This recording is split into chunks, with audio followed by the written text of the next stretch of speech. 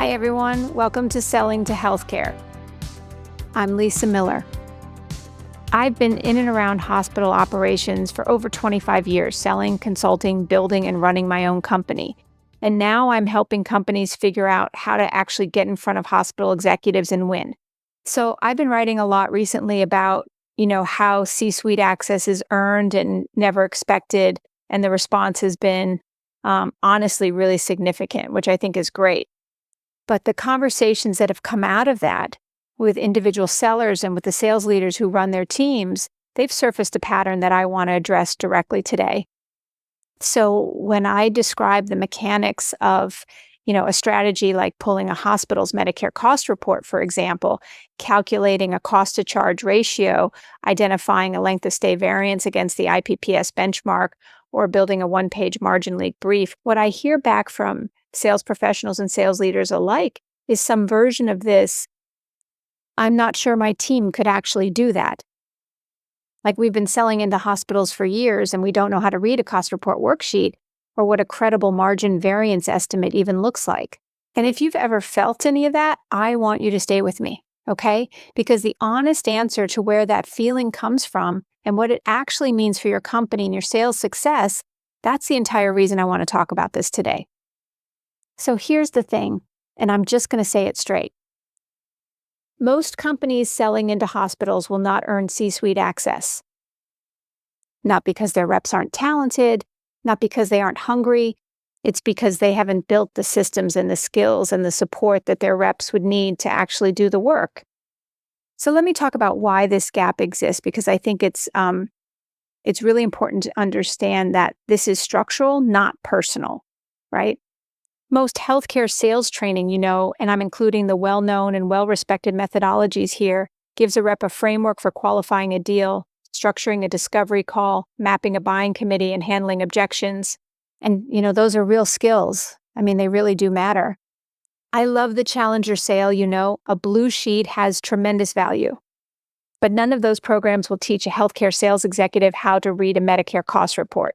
None of them will walk a rep through what a hospital CFO is actually looking at when they're reviewing surgical service line profitability.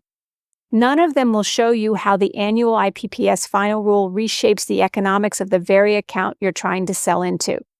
And none of them will explain why the relationship between charges and costs is, probably the single most important number on the financial page for the executive you want to reach.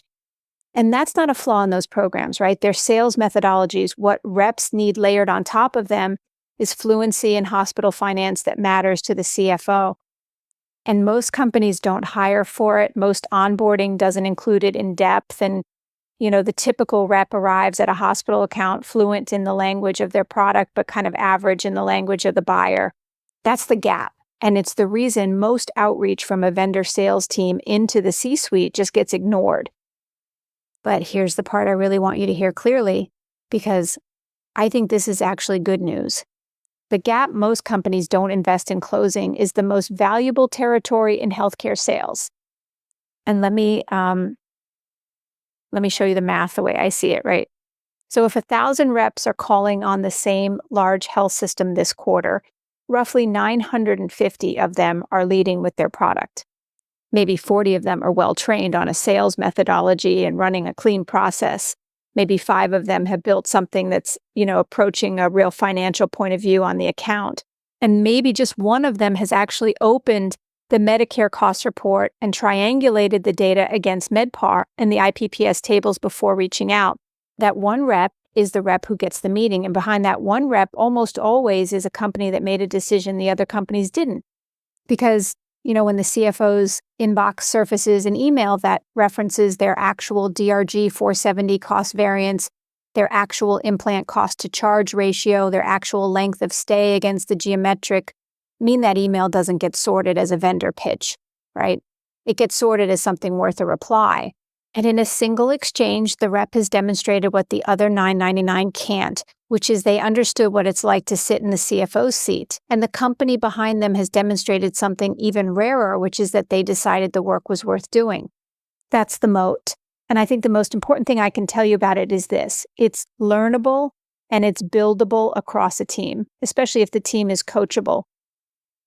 So now let me talk about the proof that this gap is real, because I think the proof is actually in the reaction it produces on the other side of the desk. When I presented my findings to CFOs, the common response was, "I've never seen this type of analysis before." And I want you to sit with that for a second, okay? CFOs of major hospitals, people who field vendor presentations every single week and review board-level financial reports every month, telling me they'd never seen this kind of analysis. Not because the analysis was exotic, not because the data was proprietary. Everything I built came from publicly available sources, the Medicare Cost Report, the IPPS final rule, MedPAR. The data was just sitting there free for any vendor who wanted to use it. The reason the CFO had never seen this analysis was simpler. No vendor had ever built it for them. And that's the moment the room changes, right? The conversation stops being a sales call and it becomes a conversation between two people looking at the same problem from two different seats. And from that point forward, the vendor's no longer competing on price or product. They're competing on insight, which is, a category most of their competitors aren't even entering. And what insight requires is strategic thinking grounded in deep, deep healthcare expertise. That's what's on the other side of this work. And that's why it's worth doing. So let me walk you through what building this competency actually looks like at the individual level, because I think that's where a lot of people listening are probably wondering, okay, but how do I actually start? You start with the Medicare Cost Report. You pick one hospital you care about, ideally one in your active pipeline. You download their most recent HCRI submission, then open Worksheet A and Worksheet C, Part 1, and you spend an evening, then another, until you can explain in plain language what a cost-to-charge ratio is and why it matters more than the gross charge. You learn to read Worksheet D1 the same way. Then you move to the IPPS final rule for the current fiscal year. You learn what the relative weight is for the highest volume DRGs in your space and what the base payment rate produces for that hospital. You learn what the geometric mean length of stay looks like next to that hospital's actual length of stay. And you start to see the gaps that the CFO is being asked about by the board. Then you layer in MedPAR. You learn how to read aggregated claim level performance by DRG and how to compare the hospital's actual reimbursement against what the IPPS tables predict it should be. And then you write a one-page brief on that hospital, just one. You don't send it yet. You write it because the act of building it is what teaches you. And by the time you finish the third version, you're going to know more about that hospital's financial reality than the rep who's been calling on it for 2 years. And, that's the work. It's not glamorous. It's uncomfortable for a while because being a beginner in financial analysis is uncomfortable for anyone, right? But that discomfort is the price of admission to the C-suite conversation. And I want to be clear, what I just described is one entry point. Every company selling into hospitals can build a financial analysis that connects what they sell to what the CFO is being measured on. Like a capital equipment company can anchor on case level margin. A supply chain partner can anchor on purchase services as a percentage of net patient revenue. A workforce technology vendor can anchor on labor expense per adjusted discharge.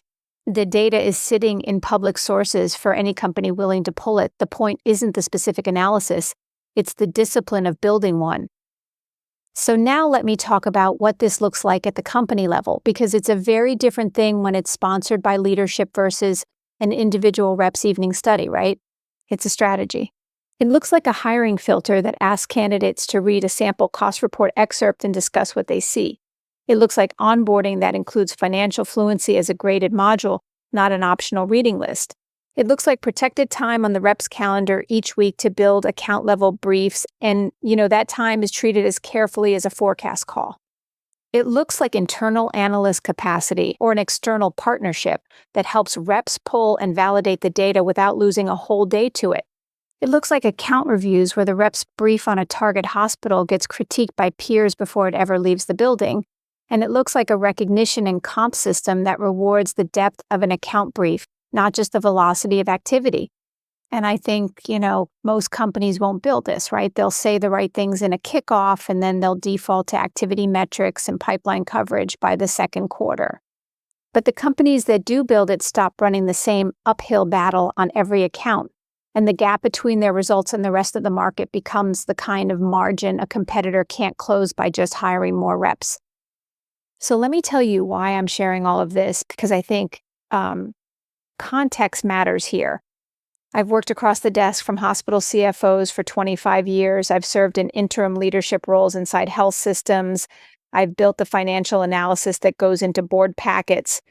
And the reps I've respected most over those decades, the ones who consistently won the meetings I wouldn't have given to others, they weren't the ones with the polished decks or the longest case study libraries.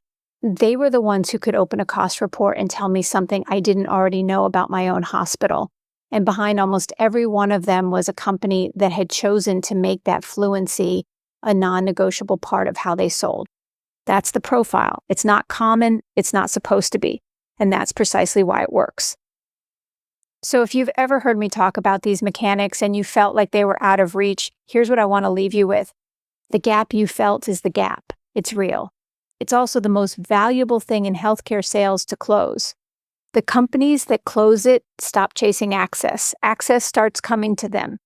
So the companies that aren't willing to do this work, don't even worry about them, right? The ones you should be paying attention to are the few that actually will. And the good news is that there aren't many of them yet. So if you lead a sales organization selling into hospitals and you want to build this competency across your team deliberately on a structured path, that's the work I do with company sales organizations and with the individual sellers who want to invest in their own ceiling. You can reach me at lisa@lisatmiller.com, and there's a link in the show notes. All right, that's it for today's episode of Selling to Healthcare. I'm Lisa Miller, and I'll be back next week with more strategies to help you sell smarter and stand out.